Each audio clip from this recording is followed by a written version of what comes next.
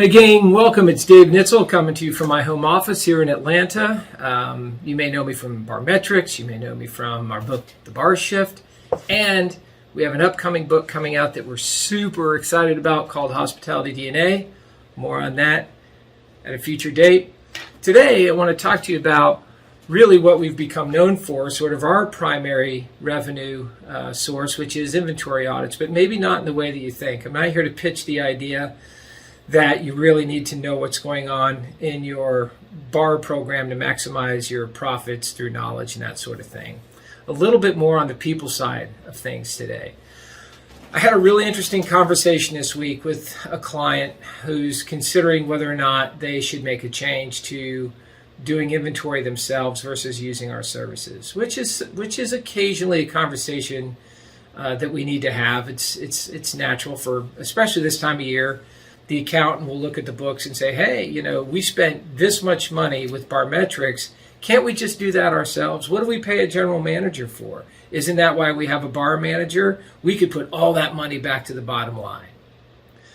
Of which all of those statements are incorrect, right? And I'm willing to have the argument with you, that's fine.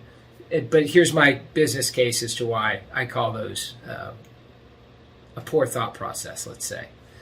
First is, in this day and age, I can't turn on my PC or my phone without getting a notification of somebody doing a video about staffing and retention. Everyone's on the staffing and retention train right now. Everyone's got their best guidance as to how to hire, attract, and retain talent, especially for our industry. It's a problem in business at large, but it's a real problem for us. In that, I start to think about, look, what do we want a general manager doing? Or what do you want a bar manager doing? What are they responsible for at their core? When you hire them, what are you thinking? We're thinking take care of the guest, keep us staffed, manage the staff, train the staff, schedule the staff. Perhaps you're doing ordering. Perhaps you have technology that's doing some of that for you, which is also available, and I advocate for a level of cleanliness, a level of compliance. There is a whole host of really big things that we hire general managers for, not the least of which too are profitability and P&L management and the like. Inventory too, right? So think about all the things that we're asking of this person. It's a lot. Then at the same time, we're also saying, and look, you're probably going to have to work nights and weekends. How do you love that gig? Doesn't sound awesome. On top of that, let's go back to our accountant. Isn't that what we hire a general manager for? Isn't that what we hire a bar manager for? So then after the nights and the weekends, they can come in at 6 a.m. Monday morning and count all the bottles and all the kegs and everything in the venue, which they give a half-hearted effort towards because no one really wants to be doing that. They're not experts at counting stuff. They're experts at giving an experience and managing the team. And that's where outsourced inventory comes in. Not just from a data perspective, but from an employee satisfaction perspective.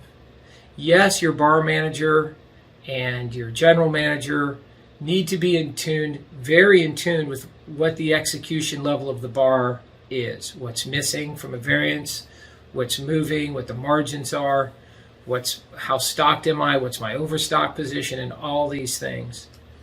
But it doesn't require them to count bottles to do that. Having a company come in and do that for them and the ownership, show the data, say, look, we did all this work, right, with our full focus. We didn't come in reluctantly at 6 a.m. We came in gleefully at 6 a.m. This is when we work. This is our scheduled hours. This is what we do for a living. This is what we crush.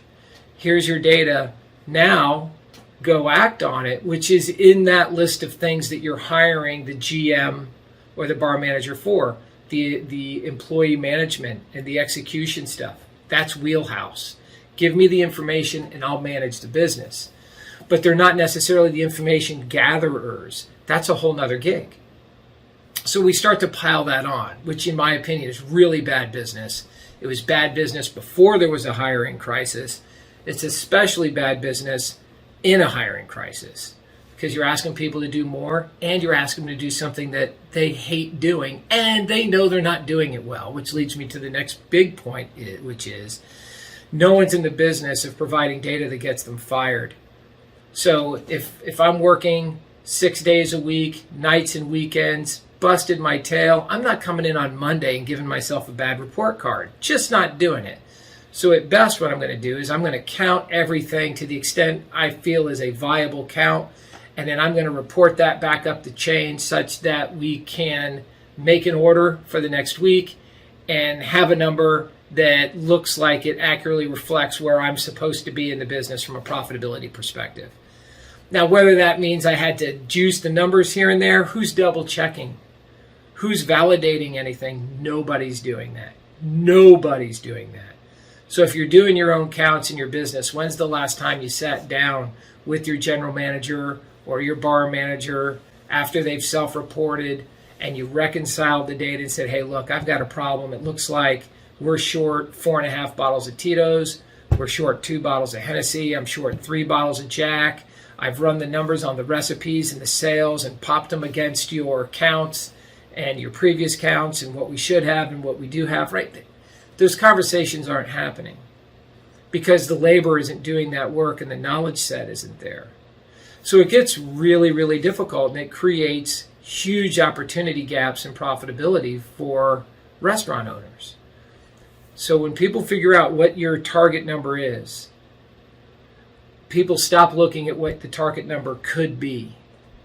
And there's a big number there.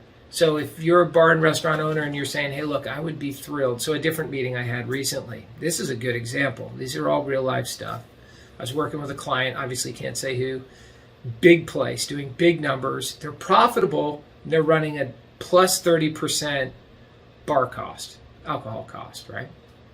Obviously they know that's not good. So their numbers were so bad they couldn't even hide the bad numbers. So they invited us in, said, hey, where do you want to be? So we don't dictate that. Where do you want to be? Well, we'd like to be, it'd be amazing to be at 24%. I was like, look, there's almost no doubt in my mind that a place like this should and could be 24%. Let's go for it. So we did.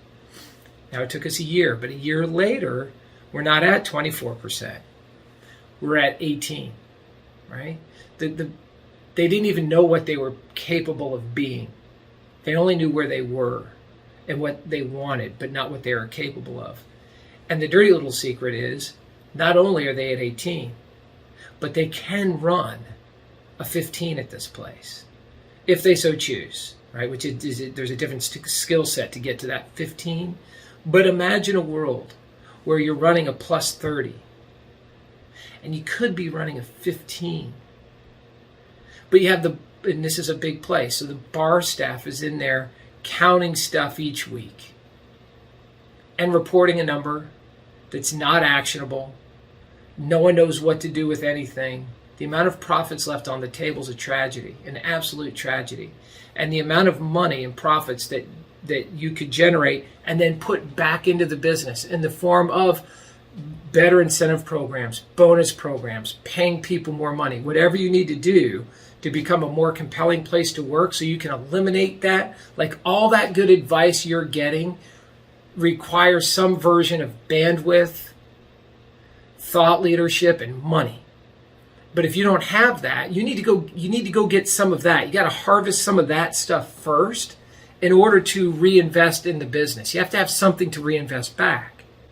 So if you're able to outsource your inventory program, you're going to generate profitability that you didn't have before, and you're going to generate time that you don't currently have, that your team doesn't need to do this anymore. The third really cool thing about it too, whether you're using us, which we're a very small company, we're not everywhere. So I'm advocating for anyone who is an outsourced inventory solution for your business. This isn't having an app on your phone with someone scanning stuff. So that's still self-reporting. Self-reporting is no good unless you are the owner, you're doing the audits, and you have a really small venue and too much time on your hands. If that's your scenario, self-reporting on an app or anything like that is great. If you're not that scenario, listen to me. Outsourcing your inventory is a great idea to professionals.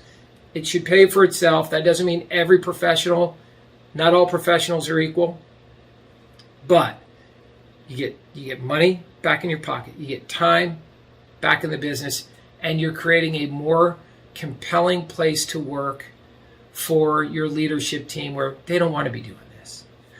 Typically what we find is people who want to do inventory, like, so once in a while we'll bump into someone like a GM or a district manager or someone who's like, no, man, I do all that myself.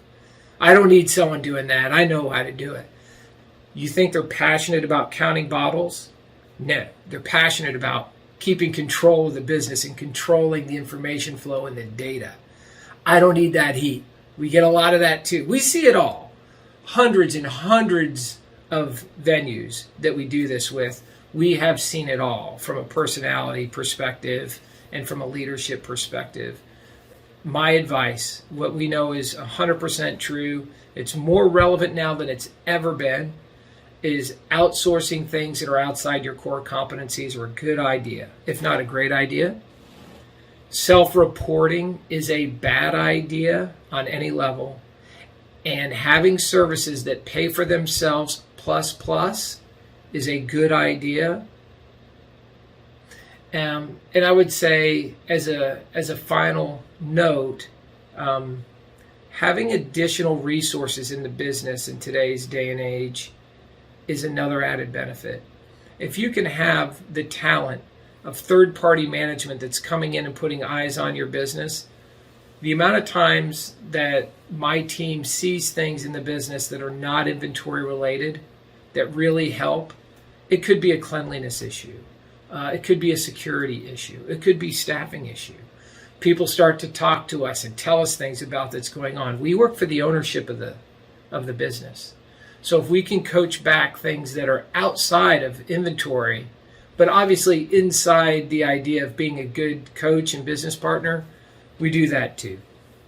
So I guess in review, right, to sort of sum this up, if you are living in the camp of that's what I pay my GM to do, or if it's your accountant telling you, hey, why do we pay these folks so much money? Or if you're just a control freak about your numbers, those are mostly all suboptimal ideas. I would challenge you to think about bringing talented people in, bringing in people who are more talented at doing work that you're trying to do yourself, bring in people that create a more compelling place to work for your leadership team, and bringing in people all the while that service pays for itself in spades and drives meaningful information into your business is an epically good idea. So you can think of this a little bit as perhaps I'm ranting today a little bit more than, well, I don't know that I rant. Maybe I rant.